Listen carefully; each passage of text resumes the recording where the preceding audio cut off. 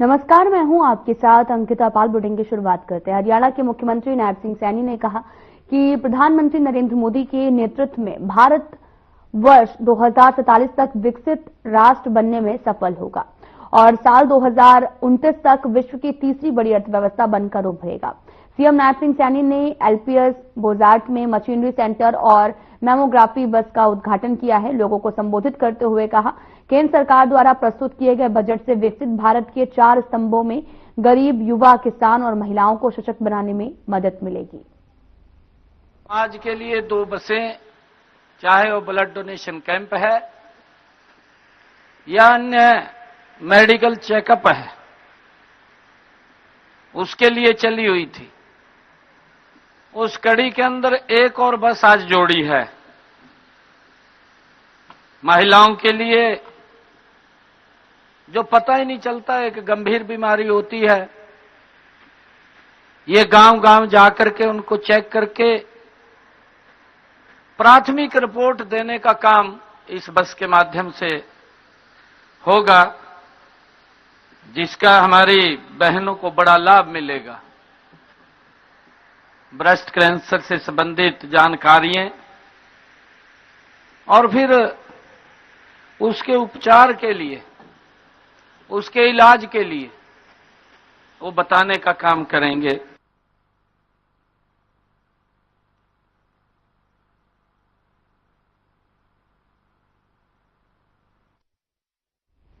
हरियाणा के मुख्य सचिव विवेक जोशी बने हैं चुनाव आयुक्त। डॉक्टर विवेक जोशी की नियुक्ति के आदेश जारी हुए हैं। बड़ी खबर इस वक्त की चंडीगढ़ से, जहां पर आपको बता दें कि हरियाणा में जल्द होगी नए मुख्य सचिव की नियुक्ति। आईएएस अनुराग रस्तोगी हरियाणा के नए मुख्य सचिव होंगे। बड़ी खबर इस वक्त की टीवी स्क्रीन पर, हरियाणा में जल्द होंगे नए मुख्य सचिव के चुनाव। डॉक्टर विवेक जोशी नियुक्ति के आदेश जो हैं वो जारी कर दिए गए हैं। बड़ी खबर टीवी स्क्रीन पर, आपको बताते चलें कि डॉक्टर विवेक जोशी की नियुक्ति के आदेश जारी कर दिए गए हैं। आईएएस अनुराग रस्तोगी नए मुख्य सचिव होंगे। ज्ञानेश कुमार भारत के नए मुख्य चुनाव आयुक्त बनाए गए हैं। विवेक जोशी की नियुक्ति के आदेश जारी किए गए। हरियाणा में जल्द होंगे मुख्य नए सचिव के चुनाव।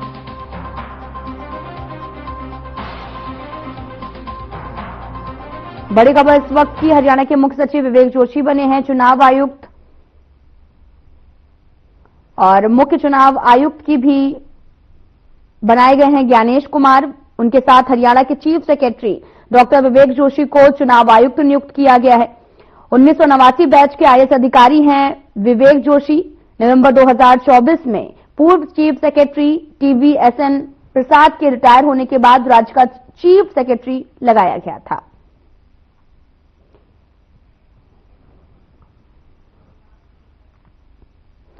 शहरी स्थानीय निकायों के चुनाव को लेकर कांग्रेस नेता भूपेंद्र सिंह हुड्डा का बयान सामने आया है और आपको बता दें कि उन्होंने कहा कि स्थानीय चुनाव के लिए कांग्रेस पूरी तरीके से तैयार है। कांग्रेस के पास में अनेक मुद्दे हैं। शहरों में गंदगी का आलम भी है और सीवरेज व्यवस्था ठप पड़ी हुई है। टूटी सड़कों से लोग काफी ज्यादा परेशान हैं।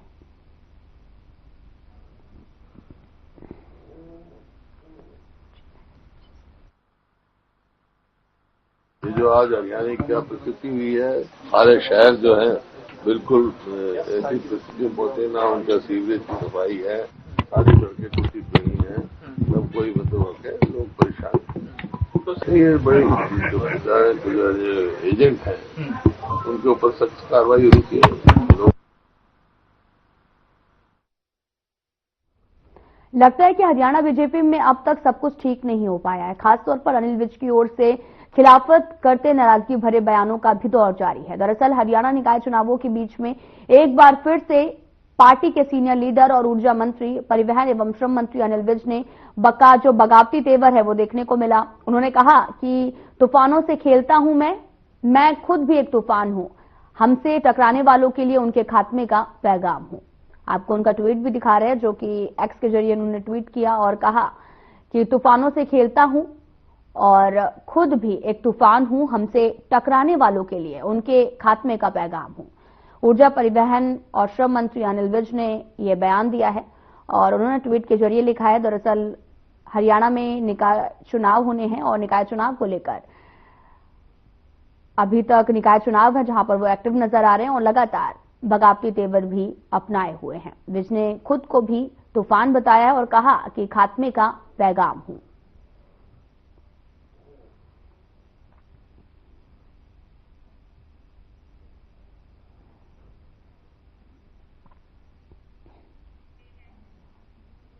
जुलाना कस्बे की नगरपालिका चुनाव के लिए नामांकन की प्रक्रिया के खत्म हो चुकी है और अंतिम दिन 10 प्रधान 27 पार्षद पर उम्मीदवारों ने नामांकन किया है। नगरपालिका में प्रधान पद के लिए अब तक 15 आवेदन तो पार्षद के लिए अब तक 47 नामांकन दाखिल किए गए हैं।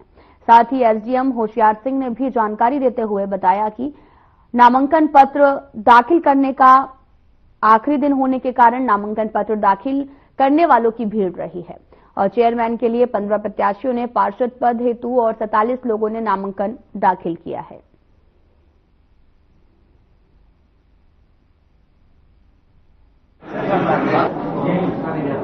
का आखिरी दिन था नामांकन के लिए, तो उसमें आज के दिन पार्षद के लिए 27 और प्रेसिडेंट के लिए 10 नामांकन पत्र दाखिल हुए, टोटल 37। और अब तक का कुल नामांकन प्रक्रिया के दौरान शुरू के दिन से और अंतिम दिन तक पार्षद के जो यानी कि वार्ड मेंबर हैं उनके 47 और प्रेसिडेंट के 15 यानी कि कुल 62।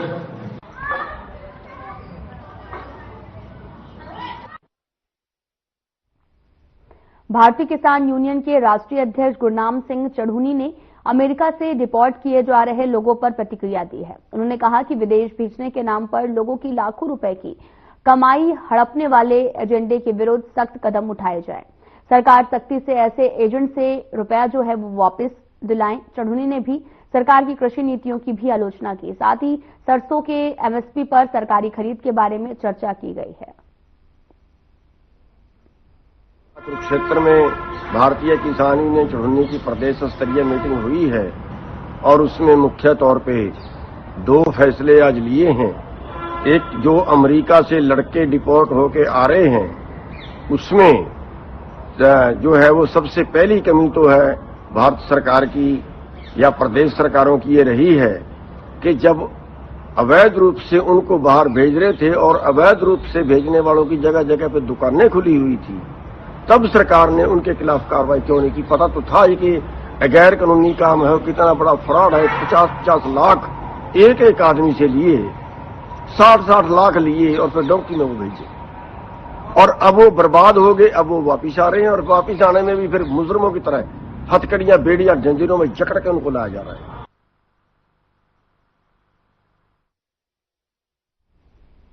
भारतीय जनता पार्टी के प्रदेश अध्यक्ष मोहनलाल बड़ोली आज महेंद्रगढ़ जिले के गांव जाजियावास पहुंचे हैं, जहां पर आपको ये भी बता दें कि उन्होंने वरिष्ठ पत्रकार लाजपत की माताजी के निधन पर शोक व्यक्त किया है और इसके बाद वे हरियाणा के पूर्व शिक्षा मंत्री रामविलास शर्मा के निवास जयराम सदन पर पहुंचे। पार्टी कार्यकर्ताओं के साथ बैठक की। इस दौरे के दौरान बीजेपी कार्यकर्ताओं ने प्रदेश अध्यक्ष मोहनलाल बड़ोली का जोरदार स्वागत किया है।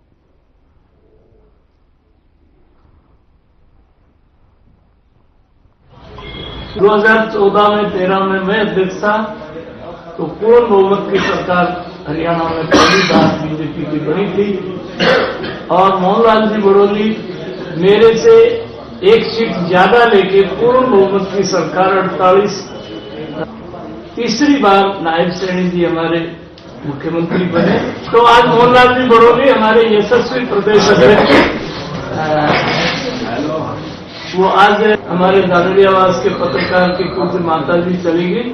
लाजपत यहाँ रहते हैं सोनीपत में, उनके परिवार में संवेदना प्रकट करने के लिए आए थे और ये घर क्योंकि रास्ते पर है तो सभी, और मोहनलाल जी तो क्योंकि मेरे छोटे भाई हैं तो आज चाय पीने के लिए यहाँ आए। सभी कार्यकर्ता ने स्वागत किया है। साथी है लाजपत जी, इनकी माता जी प्रेम देवी जी का जो निधन हुआ है उस पर शोक प्रकट करने के लिए आए थे और ये अपना परिवार है अपने परिवार में आया हूं। बहुत दुख की घड़ी है। दुख की घड़ी में परमपिता परमात्मा से प्रार्थना है कि इस परिवार को शक्ति प्रदान करे। ये दुख है क्योंकि जब माँ बाप का साया किसी के भी सिर से उठता है उससे बड़ा कोई कष्ट नहीं होता। भारतीय जनता पार्टी के हरियाणा प्रदेश के वरिष्ठ नेता के नेतृत्व में आज भारतीय जनता पार्टी का कोई भी ऐसा कार्यकर्ता नहीं है जिसने रामविलास शर्मा जी के नेतृत्व में काम करने का मौका न मिला। सबने काम किया है और इनके दिए हुए संस्कार से पार्टी आगे जो बढ़ रही है। आज मैं यहाँ हमारे लाजपत पत्रकार हैं उनकी माता जी का जो निधन हुआ शोक प्रकट करने के लिए आज यहाँ महेंद्रगढ़ में आए और रामविलास जी का आशीर्वाद ना ले हो नहीं सकता। तो मैं वरिष्ठ नेता का आशीर्वाद लेने के लिए आया हूँ।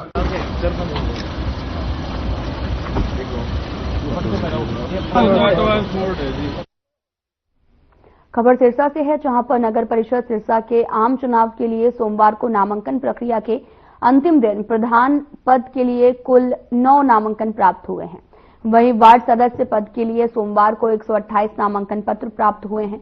रिटर्निंग अधिकारी एसडीएम राजेंद्र कुमार ने बताया कि प्रधान पद के लिए अब तक कुल 9 आवेदन प्राप्त हुए। वहीं वार्ड सदस्य पद के लिए सोमवार को मिले 128 नामांकन पत्र सहित अब तक कुल 141 नामांकन पत्र प्राप्त हुए हैं। उन्होंने बताया कि प्रधान पद के लिए राजेंद्र कुमार, कविता रानी, जसविंदर कौर, हरमीत, प्रवीण कुमार, शांति स्वरूप, ओम प्रकाश, अशोक कुमार, अरविंद कुमार ने नामांकन पत्र दाखिल किया है।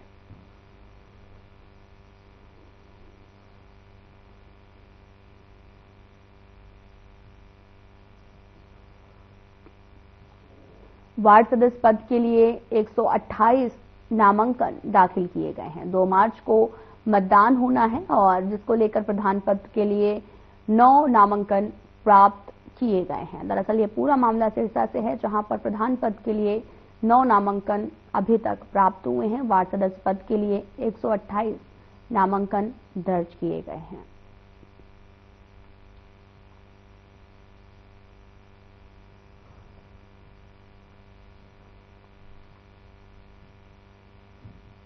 खबर सिरसा से है, जहां पर नाथुसरी चौपटा ब्लॉक के शेरपुरा गांव का ग्राम सचिवालय भवन कबाड़ घर में तब्दील होता जा रहा है। साथ ही आपको यह भी बता दें कि ग्राम सचिवालय भवन में जगह जगह पर कचरे और कूड़े के ढेर पड़े हुए हैं, जिन्हें कोई उठाने वाला तक नहीं है। इतना ही नहीं, आपको यह भी बता दें कि पंचायत भवन के कार्यालयों के दरवाजे भी जगह जगह से टूटे पड़े हैं। ग्राम सचिवालय भवन उचित देखभाल और सार संभाल के अभाव में आवारा पशुओं की शरणस्थली भी बना हुआ है।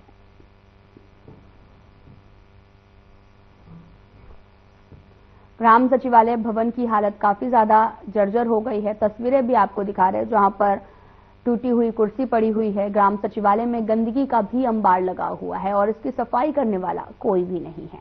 दयनीय हालत में कार्यालयों के दरवाजे तक टूटे हुए हैं। तस्वीरें भी दिखा रहे हैं आपको, जहां पर गंदगी का अंबार लगा हुआ है और साथ ही साफ सफाई की बात की जाए तो साफ सफाई दूर तक नदारत नजर आ रही है, जिससे ग्राम सचिवालय भवन की हालत जो है वो काफी ज्यादा जर्जर स्थिति में पहुंच चुकी है।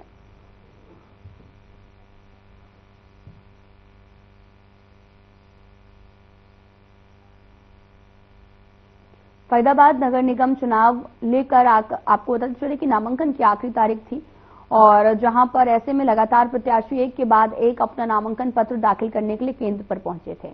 अलग अलग वार्ड से कई उम्मीदवारों ने अपने अपने नामांकन पत्र को दाखिल किया, तो वहीं सभी प्रत्याशी अपने वार्ड से चुनाव लड़ने के लिए पूरी तरीके से तैयार हैं और प्रत्याशियों का भी कहना है कि वो जनता के बीच में रहकर जनता की सेवा करना चाहते हैं।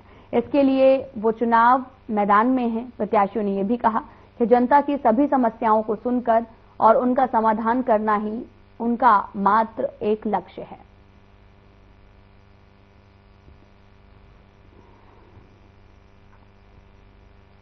वार्ड नंबर 41 से नामांकन भरा है और सोचना क्या है भाई, जो पिछले 8 सालों में वार्ड के अंदर कामों की जो दुर्गति हुई थी उनको सुधारने का संकल्प लिया है और अपने वार्ड के अंदर मैंने 8 साल जनता की सेवा जो की है उस सेवा के रूप में मैं जनता के बीच में जा रहा हूं, जाऊंगा और मेरे वार्ड के अंदर सफाई व्यवस्था, सीवर व्यवस्था, लाइट की व्यवस्था और जो काम है वो सारे जनता के पूरे करेंगे। भाई नामांकन करने का मौका मिला है 3 साल बाद, सभी को बहुत खुशी की बात है, उत्सव है, लोकतंत्र का अधिकार है लोगों को जो मिल रहा है। मेरा ये मानना है कि जो बीजेपी का अहंकार रूपी रावण है, जो टिकट आवंटन आप देख पा रहे हैं, उस सब चीज को जो ये हमारे यहाँ पर दौड़ चल रहा है, कांग्रेस पार्टी ने इस बार अपने प्रत्याशी मैदान में उतारे हैं और प्रत्याशी उतरने से जो ये बड़ा मनोरंजन आपको देखने को मिलेगा, जो एक छत्र रूपी राज इन लोगों का चलता था, हम चलने नहीं देंगे। मैं वार्ड नंबर 1 से आया हूं। चौधरी मुकेश हेतराम डागर मेरा पूरा नाम है और मैं कांग्रेस पार्टी ने जो मेरे ऊपर विश्वास दिखाया है, मैं उसी नेतृत्व का आभार करता हूं, उसका धन्यवाद करता हूं। नीरज भाई का बहुत बहुत धन्यवाद करता हूं। चेयरमैन साहब मेरे साथ आए हुए हैं, इन सबका ललित भाई जी, और इस वार्ड को हम निकाल के देंगे, कांग्रेस पार्टी को हम जीत के।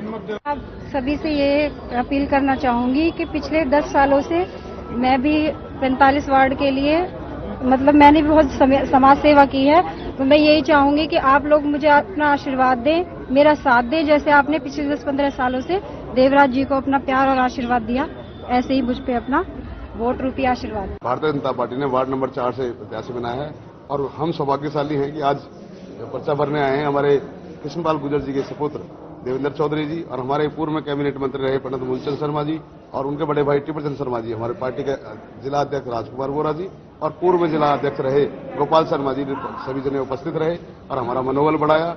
और जो विश्वास उन्होंने जगाया है उसी विश्वास पे खरे भी उतरे। किन मुद्दों को लेकर लोगों के बीच जाएंगे आप? देखिए, मुद्दे तो ऐसा विकास का ही मुद्दा होता है हमेशा, और विकास को ही लेके हम आगे बढ़ेंगे। और अभी भी हम विकास के कार्य लगातार 3 साल से बिना पार्षद के कर रहे थे, अब पार्षद बन के करेंगे।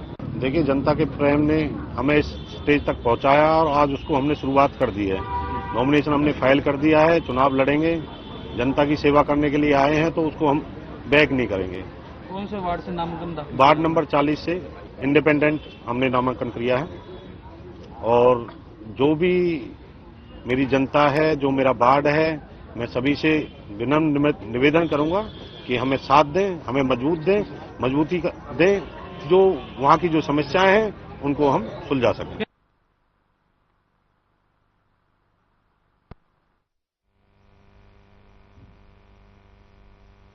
फरीदाबाद के वार्ड नंबर 4 से बीजेपी की उम्मीदवार संगीता भारद्वाज ने अपने कार्यकर्ताओं के साथ नामांकन दाखिल किया है और नामांकन दाखिल करने के बाद में उन्होंने कहा कि तमाम मुद्दों को लेकर लोगों के बीच में जाएंगे और लोगों की समस्याओं का निपटारा भी कराएंगे।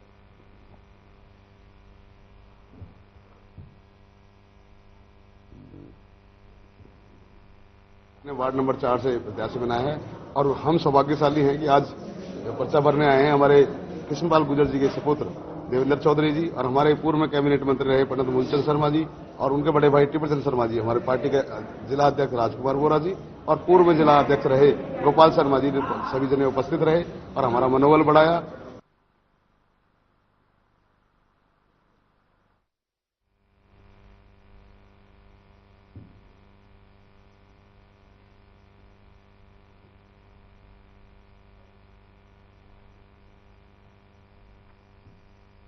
विधानसभा में कांग्रेस के टिकट पर चुनाव लड़ चुके रामनिवास राणा ने एक बार फिर से चुनाव लड़ने का ऐलान किया है। रामनिवास राणा ने हिसार के लघु सचिवालय में चुनाव अधिकारी के समक्ष मेयर के पद पर निर्दलीय तौर पर अपना नामांकन पत्र दाखिल किया है। इस दौरान उनके साथ उनके भाई पूर्व चेयरमैन बिहारी लाल राणा भी मौजूद रहे। रामनिवास राणा ने कहा कि वे जनता की आवाज पर निर्दलीय चुनाव लड़ रहे हैं।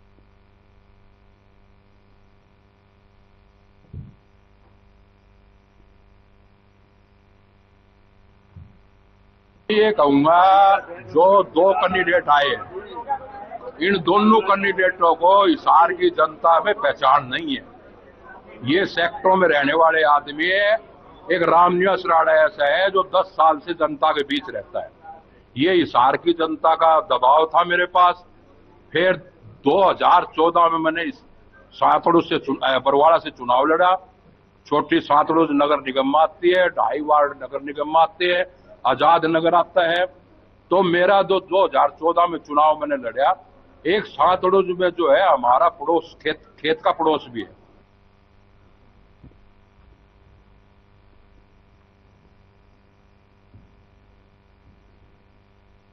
पुंडी नगर पालिका में निकाय चुनाव को लेकर नामांकन दाखिल करने वालों का मेला लगा है, क्योंकि निकाय चुनाव में नामांकन दाखिल करने का आज आखिरी दिन था। दोपहर 3 बजे तक नगर पालिका पुंडरी में नामांकन दाखिल किया गया है और कृष्णलाल पवार परिवहन और आवास मंत्री के साथ में स्थानीय विधायक सतपाल जांबा भी बीजेपी की ममता रानी के चेयरमैन के पद के लिए नामांकन पत्र दाखिल करने पहुंचे हैं।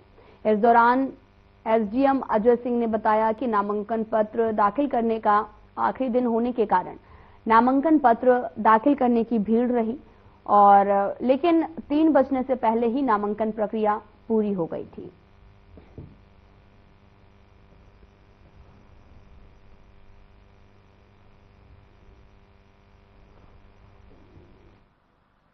नॉमिनेशन की प्रक्रिया पुंडरी में पूरी हो चुकी है। नॉमिनेशन पुंडरी में 56 आए हैं, जिसमें 3 चेयरमैन के हैं और 53 जो हैं, जो 53 जो हैं वो वार्ड के हैं। क्या समय से काम पूरा हो चुका था या अभी बाकी है कुछ? कंप्लीट हो चुका है, कोई भी नहीं है। हमने गेट को बंद कर दिया है। नॉमिनेशन की प्रक्रिया आज एंड हो गई है।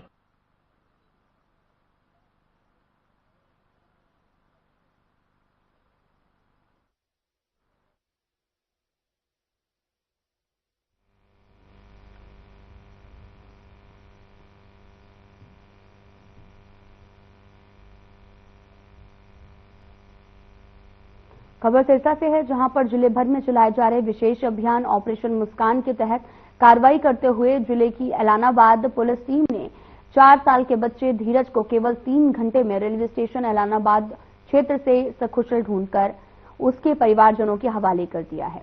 और एलानाबाद थाना प्रभारी सब इंस्पेक्टर सुरेंद्र सिंह ने बताया कि ऑपरेशन मुस्कान के तहत गुमशुदा बच्चों को ढूंढकर उनके परिजनों के हवाले कर उनके चेहरे पर मुस्कान लाना पुलिस की पहली प्राथमिकता है।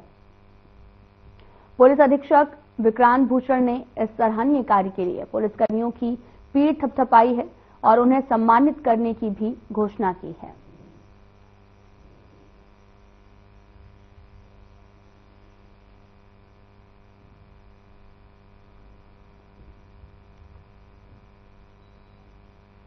नागल चौधरी में फूड सेफ्टी विभाग की टीम ने खाद्य पदार्थों के सैंपल लेने की कार्रवाई की है। डॉक्टर राजेश वर्मा की अगुवाई में 3 सदस्यीय टीम ने नागल चौधरी पहुंचकर दुकानदारों में खलबली मचा दी है। दुकानदार अपनी दुकानें बंद करके भाग गए, जिससे विभाग को केवल 2 दुकानों पर ही सैंपल लेने का मौका मिला। विभाग की टीम ने दोनों दुकानों से दाल, गुड़, साबूदाना, शहद जैसे कई खाद्य पदार्थों के सैंपल लिए हैं। इस दौरान डॉक्टर राजेश वर्मा ने बताया कि लिए गए सैंपलों को ऊपर भेजकर रिपोर्ट मंगाई जाएगी। विभागीय कानून के अनुसार कार्रवाई भी की जाएगी।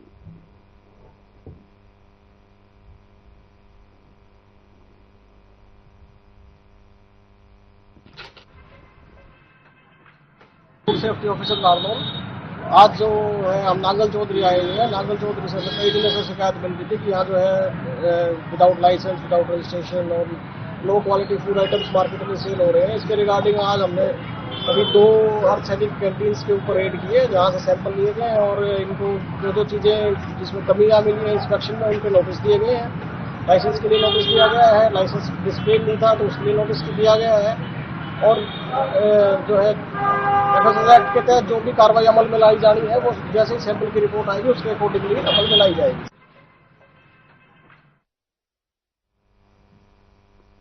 लाभ बुलेटिन में इतना ही। अब वक्त हो चला है डॉक्टर राकेश गुप्ता के साथ हमारे खास कार्यक्रम प्लस माइनस।